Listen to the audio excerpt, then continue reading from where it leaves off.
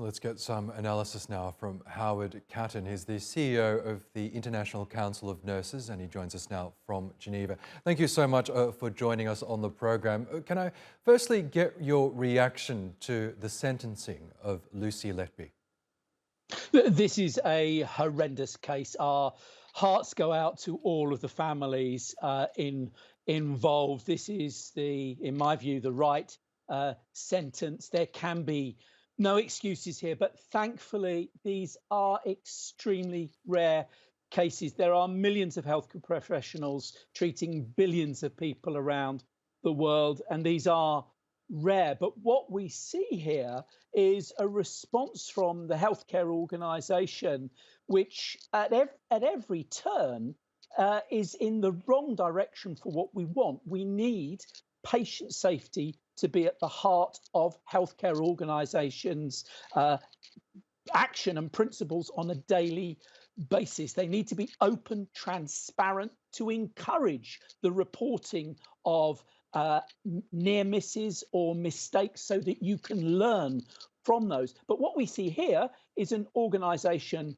that was defensive, that closed ranks, that then turned on the people who had raised concerns, made them out to be the wrongdoers, and threatened them with referral to their own regulator. This is a massive chilling effect on the type of culture that we want, because it turns people completely off reporting openly and honestly concerns that they may have. And it's that culture that we need to fundamentally change.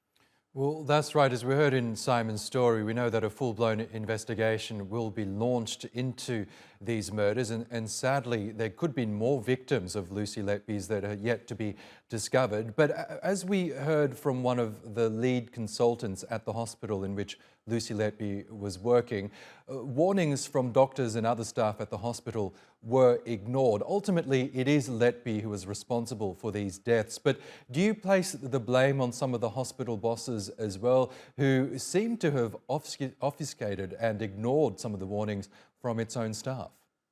Look, we absolutely, it was Letby who committed these heinous crimes, and nobody is going to shy away from that hard fact. And it's very, very difficult for us as a nursing profession.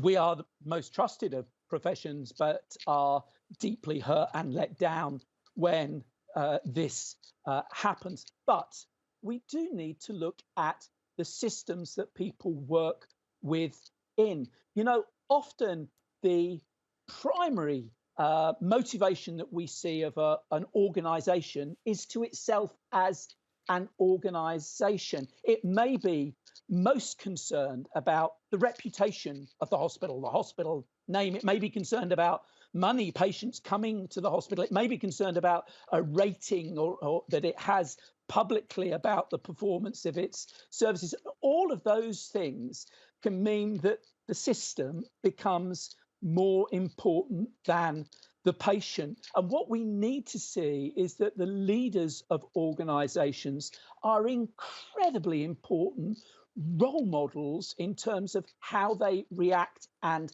behave. If I say I'm a leader of an organisation, my door is open, I'm always listening, report concerns to me, but the first thing that I do when somebody does is to question them, is to appear defensive, give up hope of anybody else reporting openly and honestly to you as well. So the way that organisations behave, they have to live these values of patient-centeredness, and they have to show in their actions that it's the patient and their families who always, always come first, not the reputation of the organisation. Yes, and Howard, these crimes are shocking on a number of levels, but also because it happened within the UK's National Health Service, one of the most highly regarded national health systems in the world. No doubt there would be parents and patients out there who are worried for the survival of their premature babies and just in general. How do you even begin to restore faith among those patients and family members as well in this system that's been tainted by this horrible crime? There will undoubtedly be people who are fearful, who are scared, whose confidence in health systems has been severely shaken. What we need to do is to point to the millions of healthcare professionals every day delivering excellent care through their actions, demonstrating that people always come first, that they are standing up for patient concerns. But no healthcare system is immune from these issues, as the UK example clearly demonstrates. The environment in which our staff work, how we treat our staff, whether they feel able to speak up, not to be fearful of blame or retribution if they do.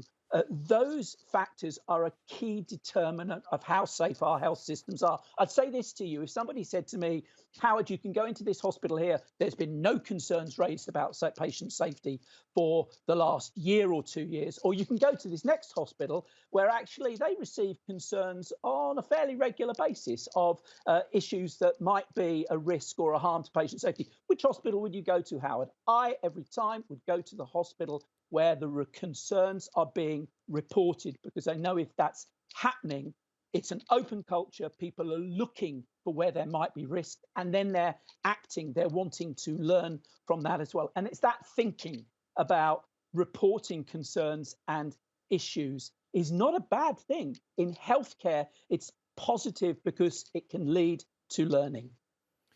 Okay, Howard Catton from the International Council of Nurses. We'll have to leave it there, but thanks very much for joining us on the program. Thank you.